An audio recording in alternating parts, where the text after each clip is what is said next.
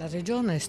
soprattutto il mio assessorato, sta lavorando per mettere in campo delle politiche attive del lavoro, perché questa situazione di crisi grave che si è verificata è susseguente al taglio degli ammortizzatori sociali che è intervenuto dopo molti anni di fruizione senza che venissero date delle risposte nei vari territori. Noi conosciamo la grave situazione che attanaglia il Nuorese e stiamo lavorando anche per loro, però vorrei dare anche un segnale positivo, nel senso che anche per altre iniziative che stiamo cercando di realizzare abbiamo trovato un tessuto produttivo che comunque comincia a dare delle risposte. Sappiamo che la situazione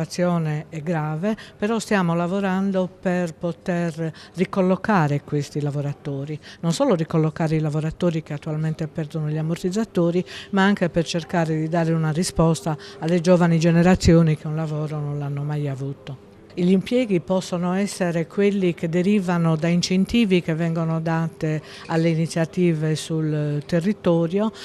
alle aziende quindi, per poter utilizzare questi lavoratori per 6 mesi con un tirocinio di rientro per formarli. Diciamo che è un discorso che non ha tempi brevi, perché dobbiamo anche rivedere la formazione professionale, riqualificare i lavoratori che non hanno una qualifica più spendibile nel mercato del lavoro. Dobbiamo far funzionare i centri per l'impiego perché prendano in carico questi lavoratori e possano fare matching, fare domande e offerta di lavoro. Certo, non abbiamo la bacchetta magica, ma il segnale positivo che voglio dare è che stiamo lavorando per dare una risposta a questo territorio e non solo a questo. Poi, se sarà possibile utilizzare trovare dei fondi che consentano anche di tamponare situazioni temporanee, lavoreremo anche su questo.